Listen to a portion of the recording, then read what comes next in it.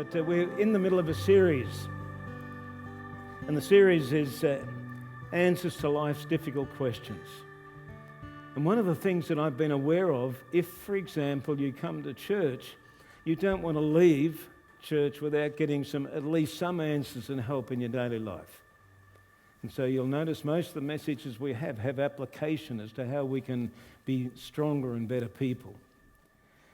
And today we look at the issue of how to handle discouragement. Let me ask you, put your hand up if you've ever been discouraged. Or put your hand down. Put your hand up if you have never been discouraged. Okay, this is a universal challenge, isn't it? We all have times of disappointment, and the disappointment can lead, if we don't handle it well, can lead to total discouragement in our lives. And you'll notice in there, I've just mentioned in the outline, and only briefly summarised, but it's been claimed that it's the world's deadliest disease, and that is discouragement. It's universal, as we see in here. It's recurring and it's contagious. What's it like living with someone who's been totally discouraged? Doesn't it wear you down and discourage you as well? And so it's contagious. But discouragement can be overcome. And we're going to look at the life of a man named Nehemiah. Now, let me just give you a little bit of background. A couple of centuries before Nehemiah comes on the scene, the Jews, Israelites, living in Jerusalem, they were attacked by the Persians, and the Persians came and ransacked the city, pulled down the walls, destroyed buildings, and took all of the goods that they had and marched off a number of selected people into captivity to be their slaves and servants in Babylon. And what happened is that over that period of time, as kings changed, there was an opportunity for some of those people released from that captivity to go back to Jerusalem.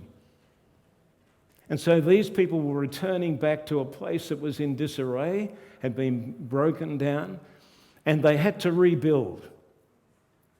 Now play that ahead, and 100 years from the time of the return of those exiles, we go to King Artaxerxes. And he's the king in Persia. And he has a Jewish man who walks alongside him, and his name is Nehemiah. Now, Nehemiah is an interesting character because he's the cupbearer. And that makes him a very significant person because the role of the cupbearer was to drink or eat anything that the king ate or drank, and to be able to work out if anybody is after the king to pop him off. And so that's a pretty significant job. But you see, Nehemiah's been brought up to understand as a Jewish person that Jerusalem was the center of the Jewish people, and it was the city of God. And he had an incredible desire to see that city flourish, and maybe one day he would return to that city. He was out talking to some other Jewish people who may have come from Jerusalem back into Babylon, and he discusses this with them. And this is all in Nehemiah in the book in the early parts. And he says, "How's Jerusalem going? How's the city of God going?" And they report to him that it's still in ruins. And the biggest problem is the walls around the city, which are huge, are in rubble. And he's moved. He weeps before God.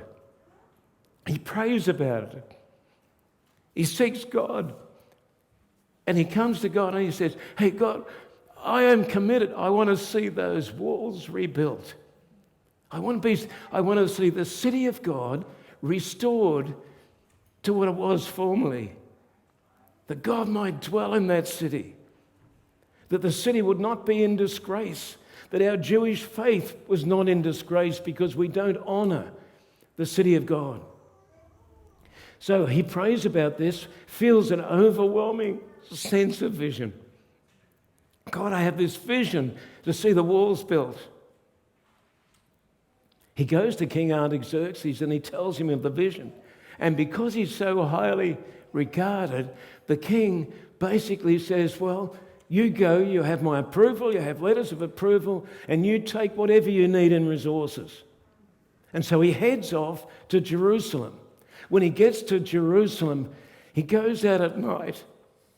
He looks around and he's, wow, this place is a mess. The walls are down. There's rubble everywhere. Why haven't these people who have gone back 100 years before done something about this? And so he has this compelling vision. And he says to the people, after praying and setting up a strategy from God, he says, well, we're going to rebuild the walls. Now, in your note, you should find in there, I hope, and it's in my note, but I didn't bring it out with me, but the walls, I've been in Egypt and seen the walls that surround cities, around places of worship and so on. And just for the sake of understanding, the wall would be about half as thick as this building, about as high as the building, and there's something like miles of it that is 4K, 4 kilometres of wall that has to be rebuilt. What a job. And you can imagine building a wall like that around the city and saying to the people, come on, we're going to build the wall. And so this is where we take off our story. But you know, Nehemiah was a godly man, a man of great vision, a spiritual man. He was a builder, he was a leader.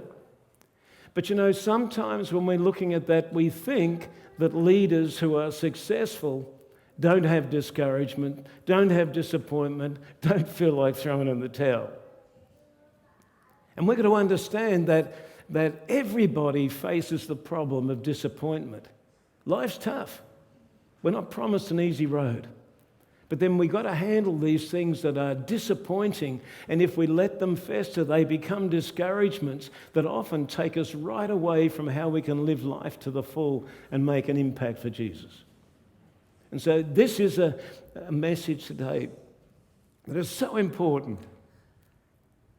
Now I want you to show a Green Slopes Baptist Church welcome to Robin.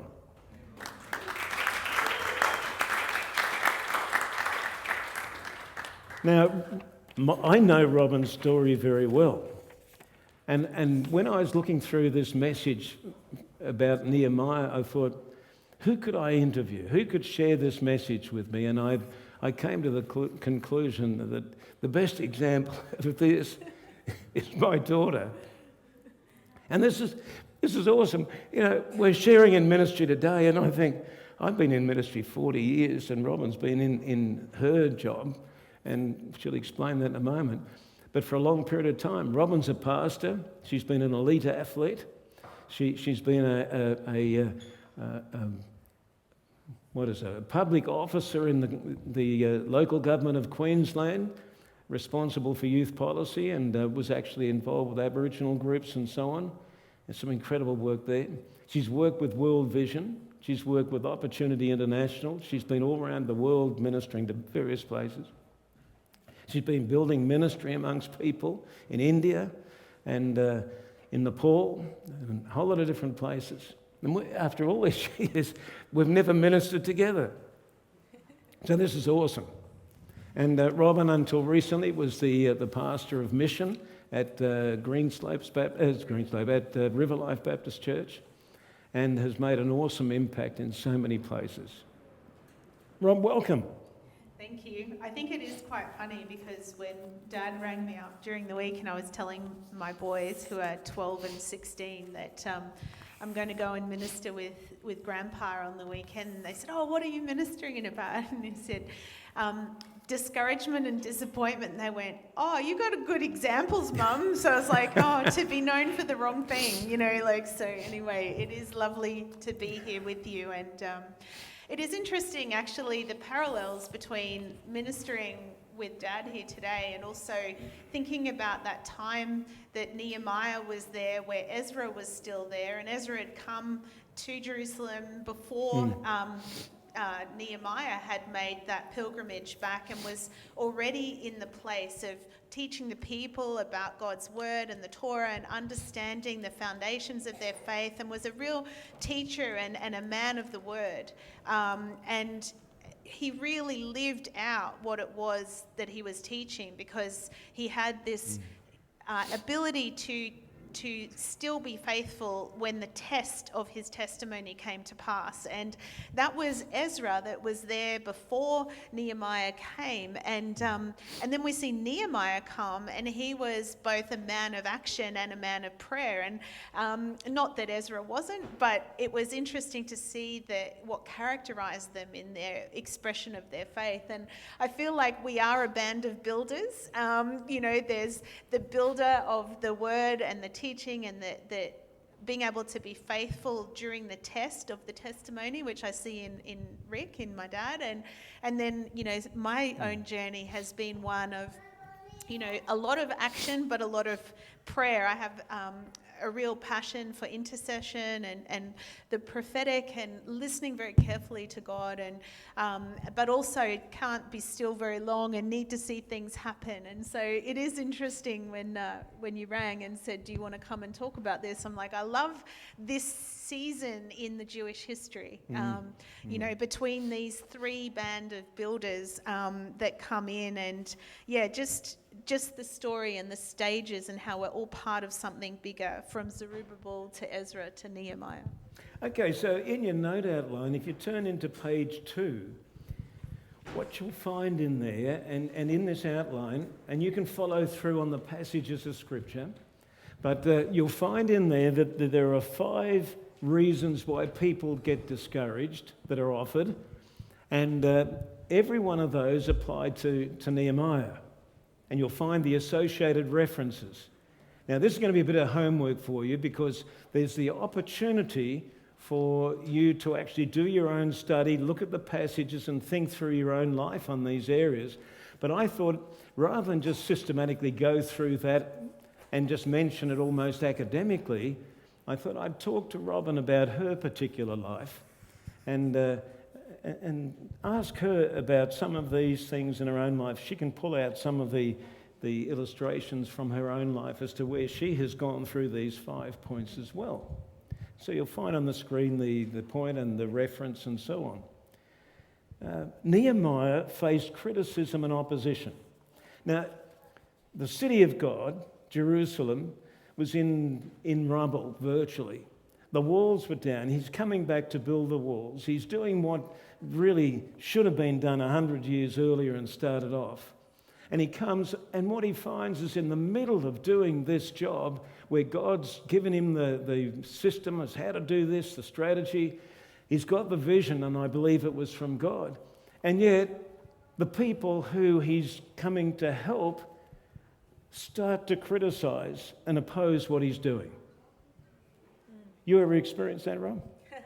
I think we all have experienced that at times, but I really feel like the thing that he encountered in that moment was the reluctance of, well, what gives you the right to come back into this situation and expect that you should start telling us we need to make changes? I don't know if you've ever been in a place where you've been asked to do a job, you're trying to do that faithfully, the entrusted direction has been, improve something that's broken, or start to see something come to its potential. But he was encountering 170 years of the walls being the way they were, in ruin. And I don't know about you, but when you come into something where people have been overlooking the problem for long enough, stepping over the rubble long enough, and those pieces of rubble and dysfunction have become so embedded that there's sediment and there's dirt and everything holding them in place, to then suddenly say, see things differently, there's potential here, we could together bring that potential to bear. And it's going to take us to get our hands dirty, and it's going to take some shifting and some loosening of some things that have become cemented, but it's going to be worth it. A lot of people will look at that and go, well, I'm quite comfortable where I am. And I don't know, I want to break a fingernail today. And really, we're okay. We're surviving. And we're not causing any trouble. We shouldn't cause any trouble. And I think a lot of the roles that I've been in my life professionally have been roles that have come in to address stubborn, protracted challenges or difficulties. So in the world of development, international development and aid, there's a lot of, well, this is how it is, and let's not hope for anything better, because if we hope for something better and it doesn't happen, we'll be disappointed. So it's easier to stay content with what we've got to deal with that we can see, the evil that we can see, rather than hope for something better where we might raise a flag to say we're going for change and then let people be disappointed. And I think that kind of choice, it's always a choice, that kind of choice affects leaders as much as it affects the communities that they might be leading. So, do we want to choose to take a risk, to step out in faith, to try to bring potential and destiny to bear, or do we stay comfortable, not raise any attention, not create any, not face any pushback? And if I parallel that to Nehemiah, the people were in this ruins space, but it was okay for their enemies for them to be in that space and to not try to reestablish themselves because they weren't a threat. When they were just putting up with the way things were and they weren't stepping into their identity as God's people, and they weren't signaling because of a wall that they were a nation, and that they were not organised, they were just surviving, that wasn't a threat to anybody.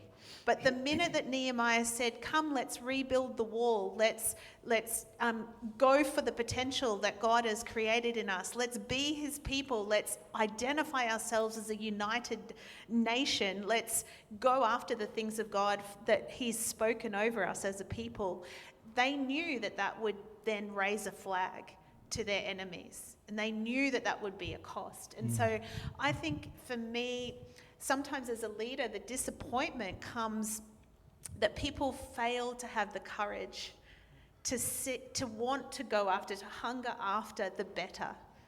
They're content with the now, even if it's dysfunctional. And I think that was most, it's very difficult because you can see it's not working for people. They're just barely surviving, but they're scared of hoping for something better. And I remember William Shakespeare's quote that said, "Expectation is the root of all heartache." And I think we are always faced with that choice. Do we want to hope for more and set the bar high and potentially be disappointed? Or do we set the bar so low that we think we're protecting ourselves from that disappointment, and just make do with what it is? And I remember in India, in the caste system, we were working with the people at the bottom of the caste system, and in microfinance, and I said to one of the ladies, because we were doing training and development, I said, well, but what's your hopes? And she made a little tiny statement of hope, but it was to a ceiling. And the ceiling was where the world had said her caste system could hope to. And after that, they weren't allowed. And I said, if that didn't exist, if that caste system didn't exist, what would your dream be? And she said, this big dream up here. But she said, that's not accessible to me. I can only dream to here. And I remember thinking, wow, who we listen to will really impact on how much we're willing to hope for, and how much we're prepared to risk disappointment. And I think whether it's leaders or the communities that we're involved in or the family environment that we're in, who we listen to set that ceiling, or how high we want to set that bar, is a really interesting I remember thing. your work in India, where you started off with getting people to develop sort of cottage industries and to start working at self-supporting and supporting family. And you started with a small group of Indian people, women, and they started doing this, becoming successful, helped others. What happened from that point, from where you started from scratch till the final, when you left India, and you went back sometimes, but the issue was how many women were involved in the conferences? That was just awesome. Yeah, I mean, we were there just before the 2004-5 tsunami. So we were there in India for just under 2 years. And it was interesting because we started and we wanted to showcase the great work that these women were doing to be aspirational and contagious to their own people in their own caste system, that change is possible. And we had International Women's Day coming, and so we thought we'll do like an expo, and we had some of the women to be showcasing what they were doing. And 5 minutes before it was due to start, there was about 5 people, and we'd set everything up, and the staff had said, no, you need to cater for 3,000 to 4,000 cups of tea. And we're like, okay, it's hospitable to cater for that much tea for everyone who's going to come. And we're like, okay. So we had like 3,000 or 4,000 cups of tea ready, little tiny chai tea, but tea ready, and 5 people in the building, and this enormous big hall, and we're thinking, oh, we've got this so wrong. But then by about an hour in, we had so many people that the local authorities were saying we were creating danger in the streets because no one could move. We ran out of tea. People were celebrating it. The media came. And so it's interesting, hopelessness can be contagious, but hope and the expression of hope can be contagious too. And then we encountered the tsunami, that next Christmas, December period. And as a leader, saying we've got great traction, we've got all of these things that are going well, we've got visibility, we've got funding coming in, and then the tsunami hit, and then the local political scene took all of the aid that was coming in and quarantined it and didn't let it reach the people because an election was coming. And they withheld the money for the boats and for the fishing nets, and they had them all in compounds, and they repainted all the boats with the political logos. And it wasn't until the election was announced that they released all the funding, like they themselves had paid for it.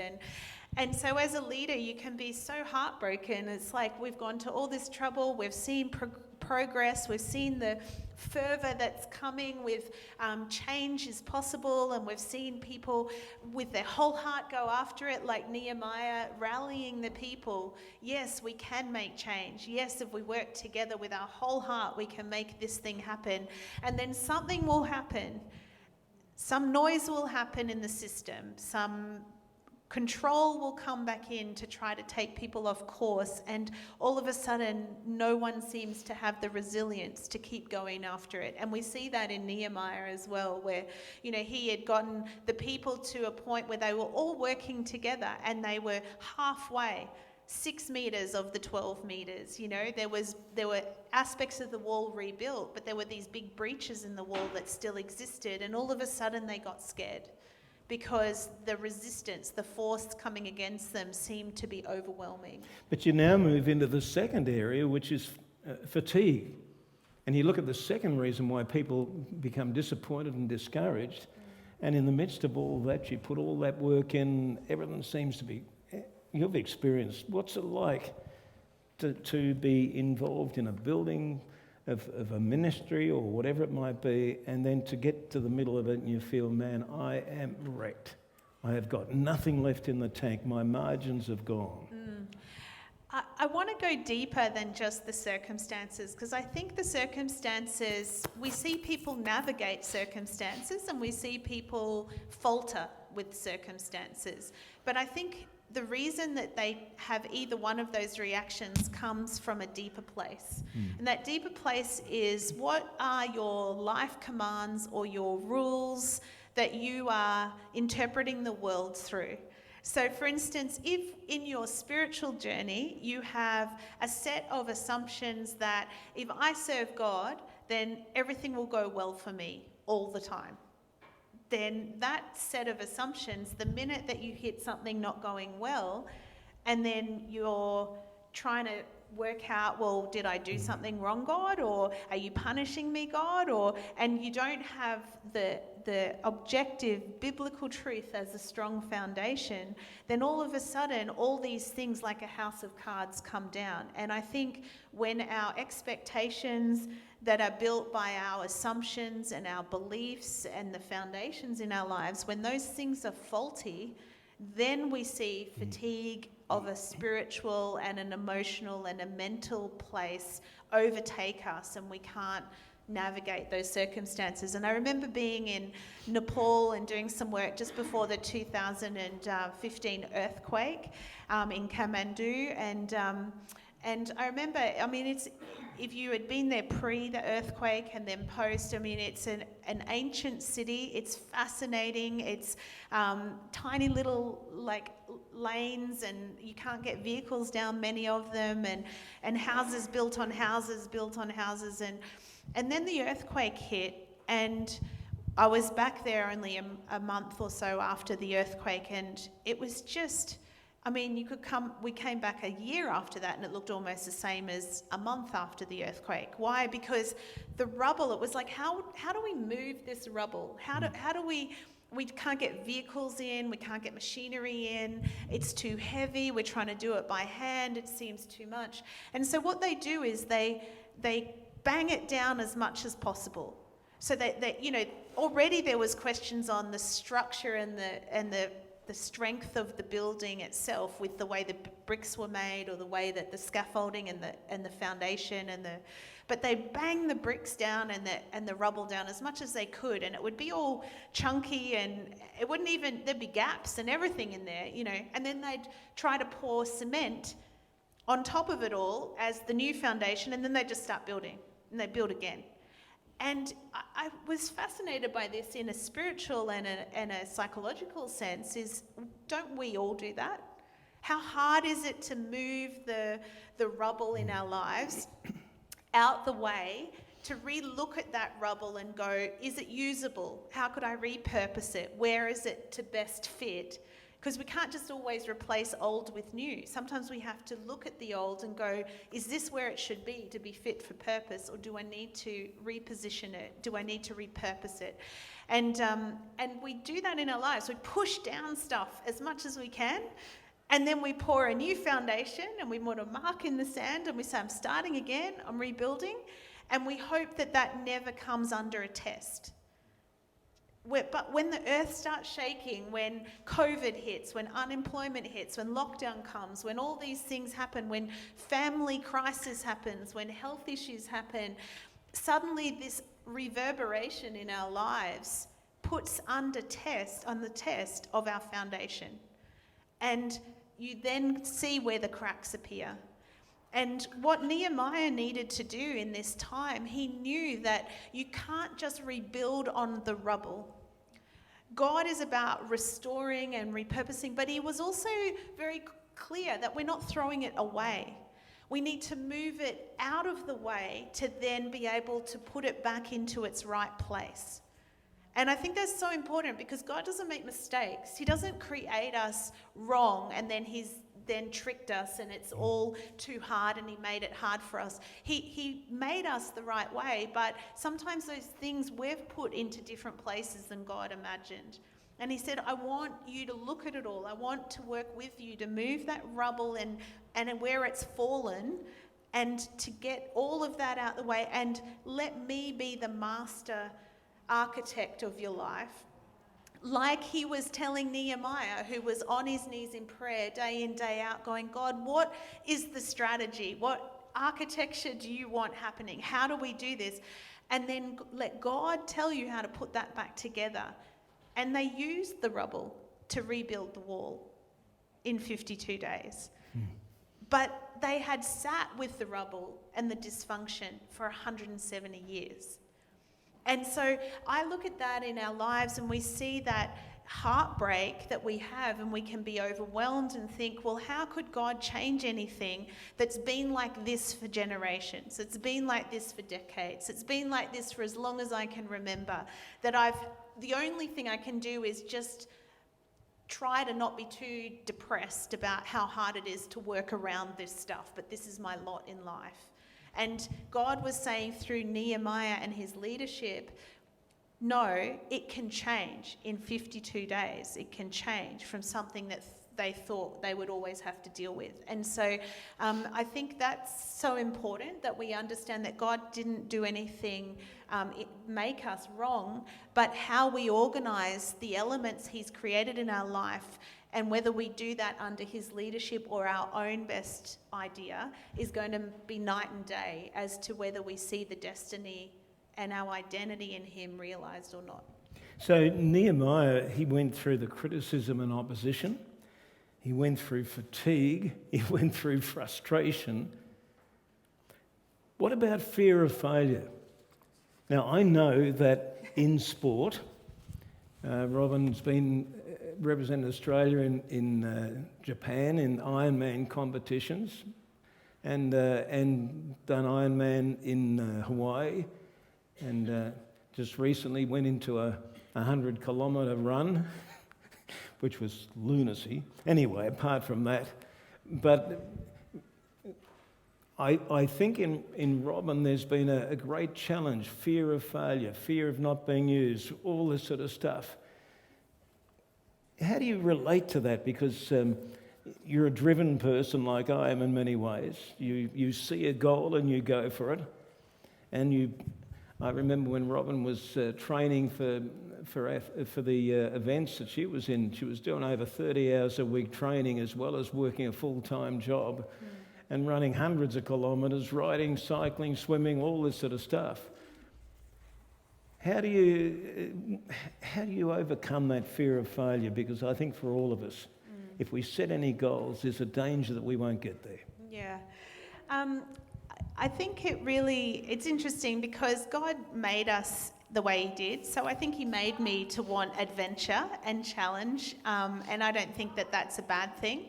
But it depends on what is underneath that. You know, when we need something and we have to hold on to it, usually that can be a problem in not using it the way God intended it. I think of Moses, and he had his staff and his rod, and that was his identity, and God asked him to lay it down, and he asked him to use what he had in his hands in different ways, not the same way all the time, where he had found his identity to start with by hitting the rock and the water came. He said, lay it down and speak to it. Don't use that thing in the same way. I want you to use what I've given you in different ways. And I think there's been a journey in my own life to understand that the things that excite me and I have passion towards, and that maybe over time I've found some level of success or attainment, and then people have started to know you because of those things, that isn't who you are.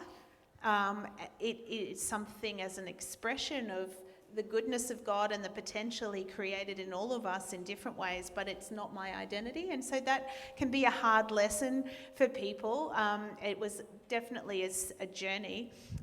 When I was doing triathlons and things earlier in my life, I think as a sport, that's a very selfish sort of sport. I'm not saying people who do it are selfish, but it can be, because there's so many hours to do your own thing.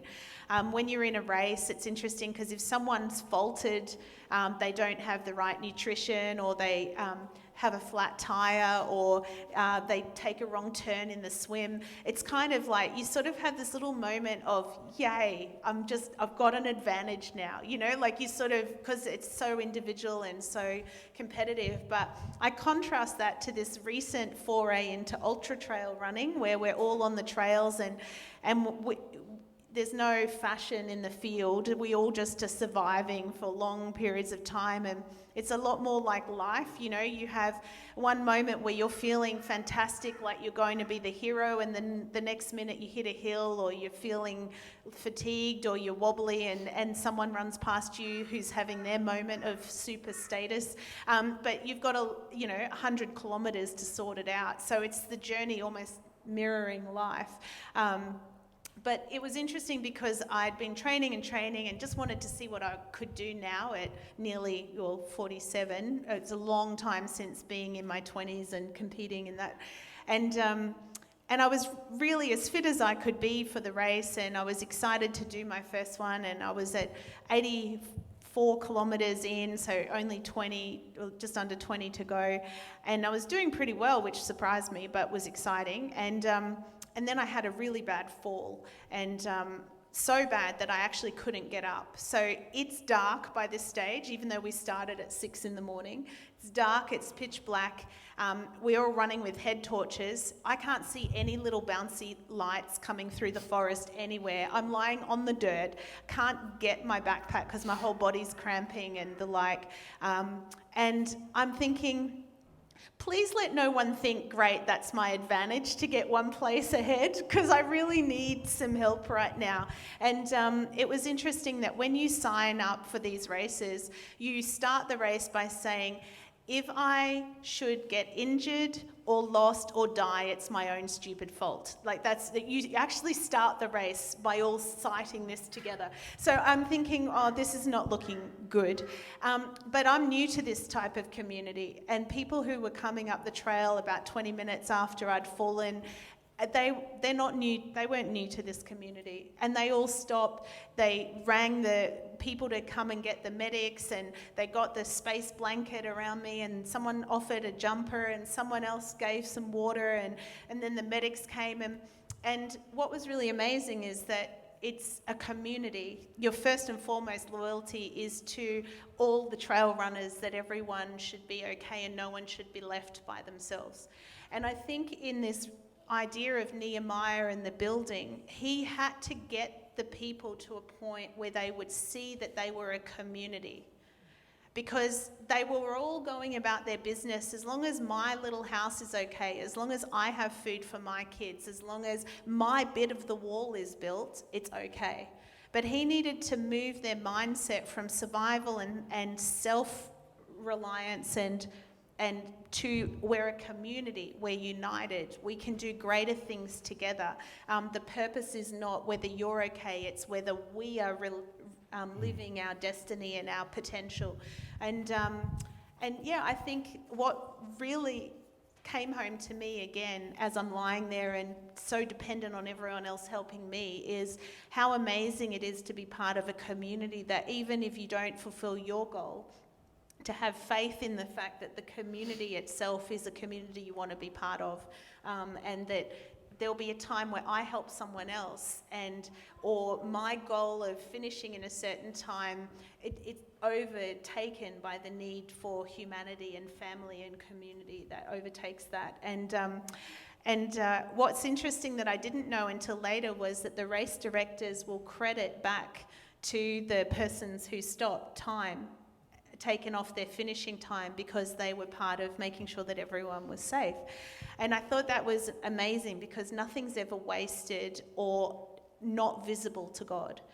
God will always know the hearts of the people and he's a heart reader, not a lip reader. And, he could see what needed to happen. He knew the hearts of the leaders he'd put in place and the journey that they were on. And even if in the moment it seemed disheartening, they still got done in 52 days what they hadn't even seen was a problem for 170 years.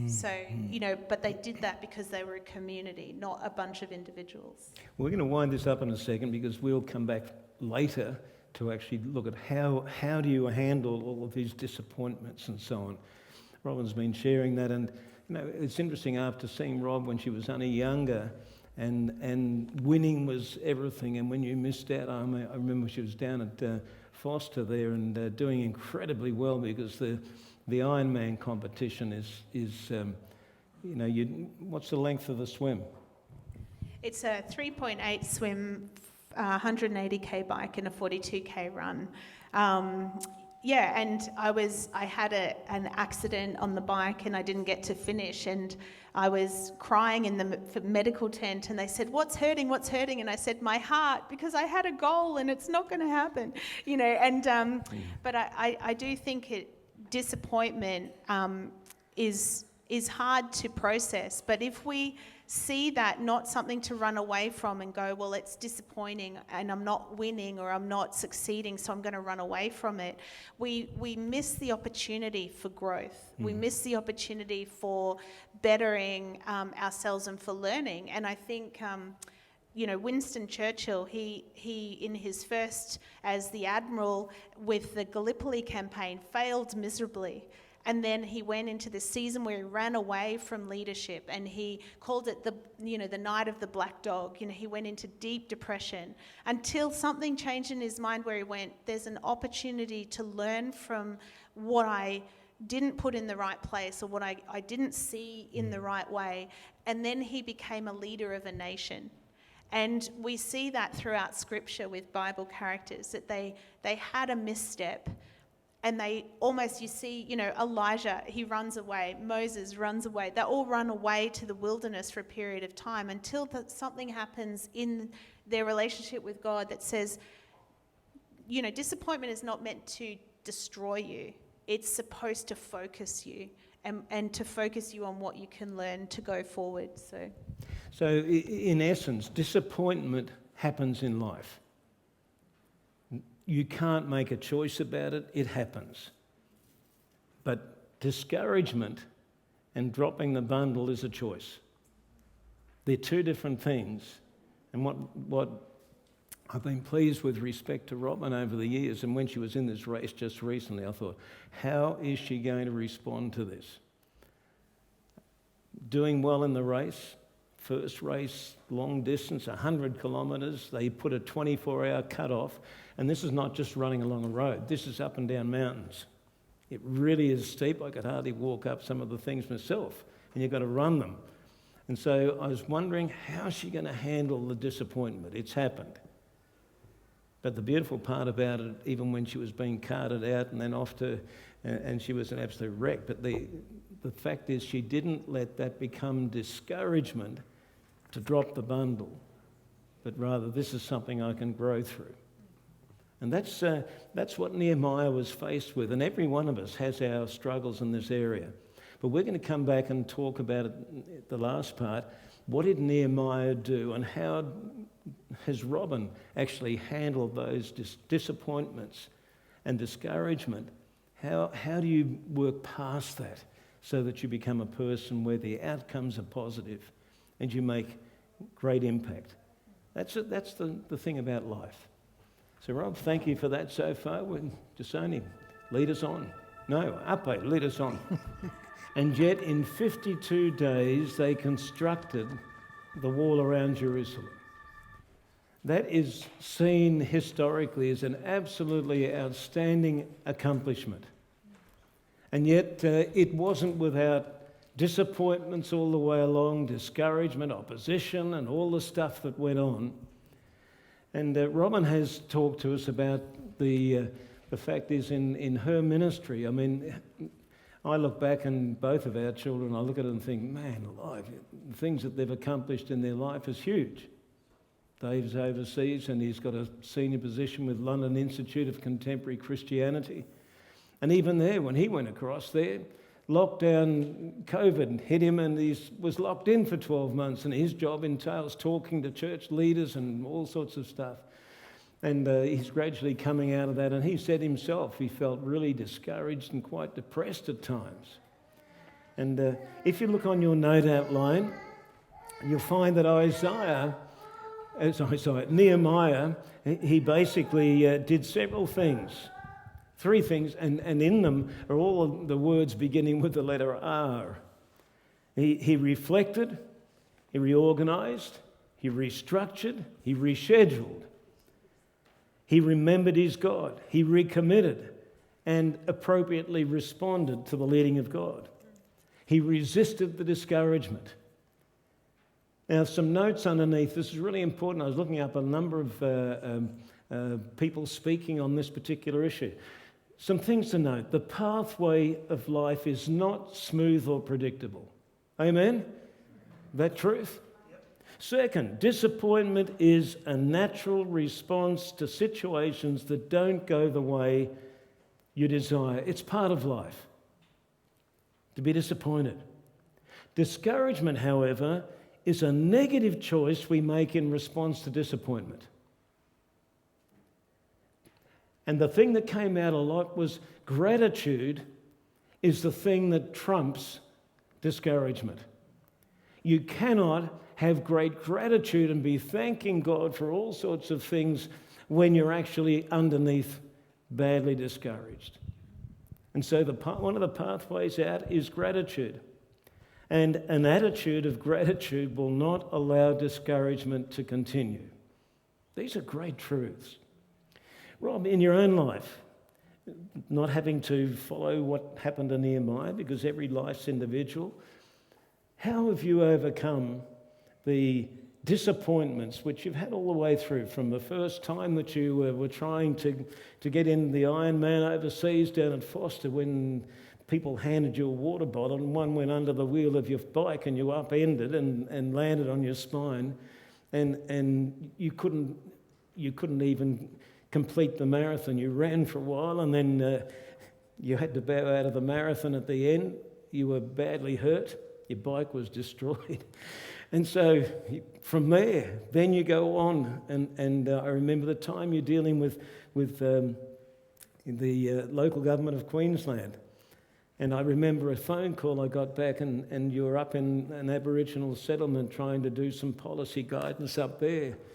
And I could notice the despair in your voice. You said, Dad, I went up there with all sorts of desires to see things happen. And I don't think there's any answer to this problem. It's just, this is what I'm supposed to do, is give hope. But I look at it and think, this is a dead loss. I don't know where to go. Yeah, I think all the way through our lives, whether it be in our work or in our recreational pursuits or whether it be with our families and, we have desires and we have dreams and we have hope. And then something will happen and that expectation that it would look a certain way, the reality is that it's maybe not going to look like what I had hoped it would look like. I think that we typically, for me, over the years, I can see the pattern that naturally, without fixing my eyes on Jesus, I'll fall into, which is to get quite low in my spirit quite quickly, to want to retract and pull away from people, to live very quietly and to not, get out there or whatever. But I in recent years, God really challenged me with a quote that came from a famous preacher. I can't remember the name of the person, an American preacher, but said that a faith that hasn't been tested isn't a faith that can be trusted. And it's interesting because we see that in Ezra that came before Nehemiah. He was really tested around, well, do I believe this God whose character is faithfulness and provision and all-powerful, almighty, all-knowing? Do I believe that when it counts? Or do I just believe that when there's no cost? And, we see that in the story where, Ezra needed to take all of the wealth of the temples to return it back to Jerusalem, and he came back and Zerubbabel, and he came back and he built the foundation of the temple and he built the altar. And then we see Ezra come back and he taught into the Torah, and then he also took the people through a hostile area with no guard. He could have asked for a protection from the king, from the leader at the time to return, but he was really asking God, what do you want me to do in this moment? And God said, do you trust me that I would protect you and my things as they return to the place I want them to be? And then you see Nehemiah, and he actually did ask. He asked for all of the paperwork, all of the protection, all of the approvals. And so I look at that and I go, wow, 3 very different sets of circumstances. Sometimes God was asking a leader to step out in faith with no assurances and to trust that he would be good and that he would be faithful and provide protection. and the resources. And then you see another leader in another moment obeying God to ask for the paperwork, the permissions, the everything that would give the security. And then you see the very first builder, Zerubbabel, building the temple, the altar. And I look at that and I was really captured by that when I was reflecting today, going, what does that mean? What is that saying to us as his people today? It's saying that, yes, first and foremost, my step of faith, your step of faith can look very different. It's not for me to judge you and to say, well, that doesn't look like I expected, so therefore you don't have faith, or you to judge me.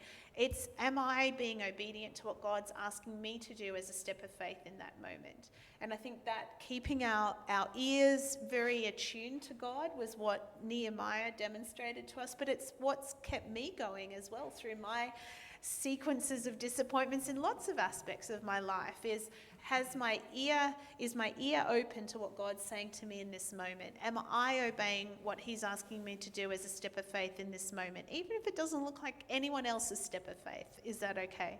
But then the second thing is, why did they have to rebuild the altar first? Why did they build the temple first before they did the wall? You would think that's a bit strange. They bring all the wealth of the temple back before they've secured the wall. Is because we need to look at our heart of worship to God. Our heart is the thing at the center of it all. If our heart is not right, building a wall to secure is not going to be of any use, right? And so God knew that the steps to get in place first were to get the hearts right first, to re-establish the practices of a covenant people that was so important that they had let slip. And I see that in my own life with disappointment, that if I'm drifting and I'm not anchored and I'm really slipping into despair and hopelessness, or as Winston Churchill said, the night of the black dog, it happens for all of us, whether we admit it or not. 1 in 3 people suffer from this across their lifetime, and often episodes of it. Is, have I got my heart at the altar? Am I a heart of worship to God first and foremost? Is my ear attentive to him? If those two things are right and set in the right place, change starts to happen in my life, regardless of the circumstances. And we see that was established, the circumstances where the wall was still in ruin, the people were still a bit lost, the rubble was still there. It didn't magically change, but what it did was position them before God in the right place for him to start to do some work. And then we see Nehemiah come in, a man of prayer and of action, and he understood the significance of changing the circumstances. Wasn't, oh, well, I can succeed because I've built a wall. His understanding of God's purpose and his calling over his life was far more significant than building a wall, And I look at it, and in that wall there are 34 watchtowers, and there's 7 gates. And I was stuck on this when I was preparing. I was praying. I was saying, what do you want us to know about the watchtowers and the gates, God? And God was saying, well, the gates are about entry and access. And at the heart of this city was the temple, the heart of the city. And a gate, we are seen as gates, and so are we watching for what we're allowing access to, entry to our heart? I really felt like that was something God wanted us to remember today was, what is getting to our heart? What are we allowing entry to our heart, access to our heart? And are we watching to make sure that the things of God are getting access to our heart, not everything else in the world? Because if we let all of those other things come in, if the noise of our mockers out there in the world around, well, your God's not providing, you're still in ruin, those stones will never make a wall. We see that in Nehemiah 4. But do you know who was saying those things? It was the people of God in the city were actually saying, our accusers are saying this of us. They themselves were allowing access to the very heart of hope by repeating what they assumed was being said about them out there. They weren't repeating what they knew the Torah said about their God. They weren't repeating and singing of the faithfulness of their God, of the testimonies of the people. And so I really felt like God was challenging us. One, are we aware of the Watchtower in our life? Are we watching for I was talking to Monique about Isaac, and she was saying, learning the tells and the indicators of when his situation is switching from one thing to another.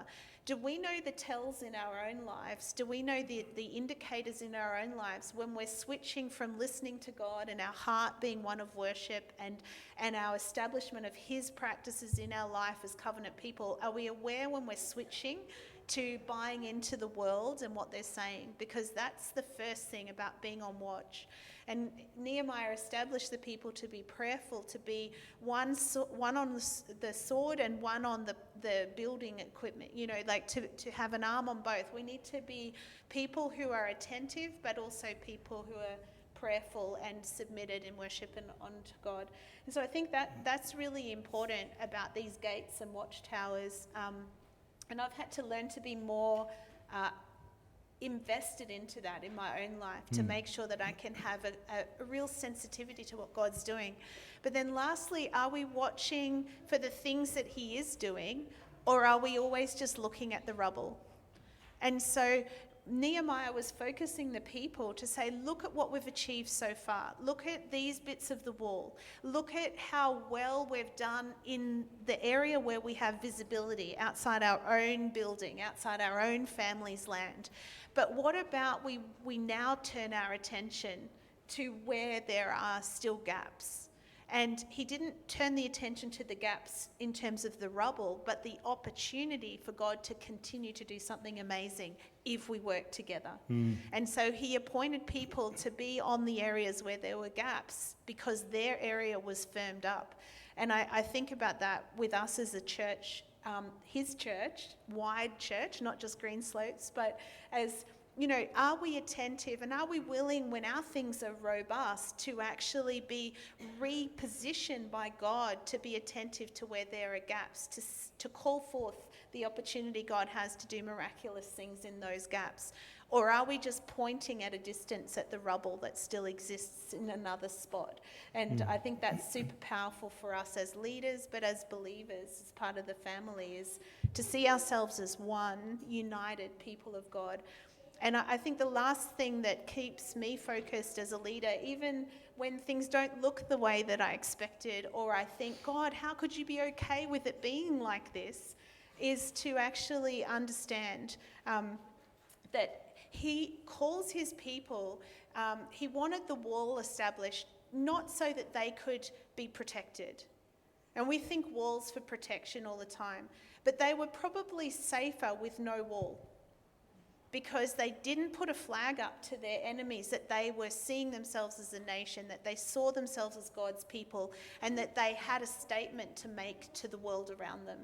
And I look at that and I go, well, as a leader, am I diluting God's character, his brand? Am I an ambassador of the kingdom the way that he would want it to be? Am I willing to be known as a person of God's kingdom, as his people, or am I hiding out with no wall?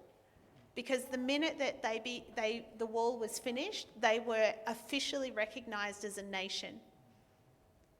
And so I wonder for us, are we thinking that we need a wall around us just to survive? Or are we thinking we need to reestablish what God wants built in the way he wants built so we can be known as his people, so that we can then declare his goodness and bring glory to him because of how we understand to cope with that disappointment and to rebuild? And I think that's a great challenge for us, because, if we took this seriously with the practical number of 52 days, and you think of the most disrupted, broken parts of your life where you've almost bought into the fact that it could never be restored. God's people are not people where the story ends with them in exile. God's people are the people who the story ends with restoration of relationship and the fullness of what God intended for them. So if we think of the thing in our own lives right now that's the most stubborn problem, the most discouraging, the most hopeless, 52 days of focusing on God and surrendering to Him and working as a family about that would mean that on the 21st of December we'd see change. That's 52 days from today. What a Christmas present. If we were to understand the fullness of God, who was the same yesterday as today as tomorrow, who knows the end from the beginning, who's a God of hope, who is a God that wants to restore relationship and to rebuild ruins and to repurpose what is in rubble to be used again for His glory and His destiny. If we focused on that as a family of God for 52 days, what a Christmas we would have, right? And what a declaration to the world that despite circumstances, change is still possible. Fantastic. What a challenge. If you turn to Robbie, thank you for coming over today and sharing with us. Can I make one last comment? As I was Absolutely. praying, I felt like, and please bear with me, but in a prophetic space, sometimes God gives me numbers and words and things like this that I was praying into, and I felt like God was saying, it's not that I won't act, but I'm waiting for the 10-4. And I was 10-4, and then I looked up again, that 10-4, like, it's a signal in the radio sense, like I've heard you and I understand, and I felt like God was saying, I'm waiting for my people to give me a 10-4. 10-4, God, like I've heard you and I understand, and we're about that stuff, we're actioning it. And then He said, well, it's in my scriptures, and I'm thinking 10-4, and I got Corinthians. And I was like, oh, but there's 2 Corinthians. Like, which Corinthian 10:4 are we talking about? And then I looked up both verses in Corinthians, both 1 Corinthians and 2 Corinthians. And 1 Corinthians 10:4 is, and they all drank from the same spiritual drink, for they drank from the spiritual rock that followed them, and the rock was Christ. And I'd been reflecting on Moses striking the rock and then not talking to the rock when God had instructed him to change. Change now and speak to the rock, declare to the rock, rather than just hitting it. And then I looked up 2 Corinthians 10:4, and it was, the weapons of our warfare are not the flesh, but have divine power to destroy strongholds. We destroy arguments and every lofty opinion raised against the knowledge of God, and take every thought captive to the obedience of Christ. Amen. And I looked at that and I thought, isn't God so good? Is that this attack, the enemy will fashion weapons, but they don't need to prosper if we understand God's approach, what He's already told us as His truth.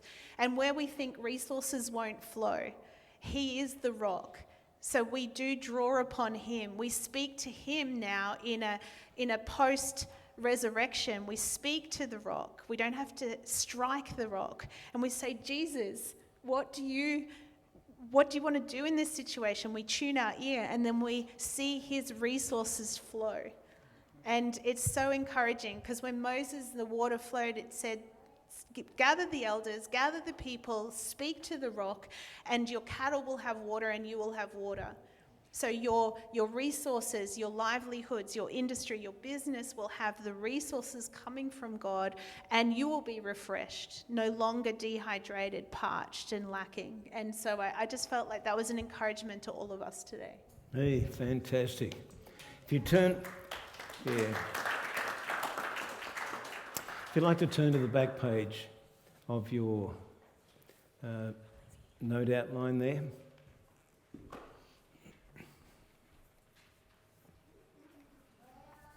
The back page there is just a prayer that I located, and it's a prayer when you're discouraged. And I want to read that through, and then we'll have a little bit more worship and we're finished for the day. And remember that meeting afterwards that's about planning for Christmas.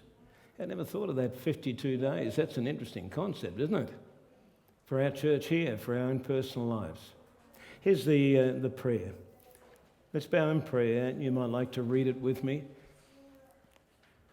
Dear Heavenly Father, I come before you thanking you for another day. Psalm 139 verse 2 tells me that you know when I sit and when I rise. You know my thoughts even when I'm far away. If we're just being honest, God, I need you. Right now, I need you to take control of my thoughts and help me to see myself and my situation through your eyes. I'm frustrated, I'm overwhelmed, I'm tired, I'm confused. I know that you are not a God of chaos, so please give me clarity of thought. Help me to take my focus off myself and my situation and keep my eyes firmly planted on you so I don't sink. In those moments where I feel like I can't take another step, carry me. Lord, show me what to do in my present situation. If I need to seek professional help, provide it. If I need a shoulder to cry on for a few minutes, send me one of your people my way. If I need to help others, show me. If I need more of you, reveal yourself to me. Help me to know you have not forgotten about me and that you haven't forsaken me. Open my eyes to signs that even in what feels like my darkest moment, you are still here just as you've always been. Give me courage to take one more step and to hang on one more day. And during those moments where it feels too hard to get through the next day, help me to focus on the next hour. If an hour feels too long, help me to focus on the next minute. And if that's too much, lead me through the next second. Help me to recall all the times in the past when you have brought me through tough situations. Help me when this season is over to not fail to give you all the honor and glory for bringing me through and to use this test as a testimony. It's in Jesus' name I pray. Amen. Musicians, take us through there.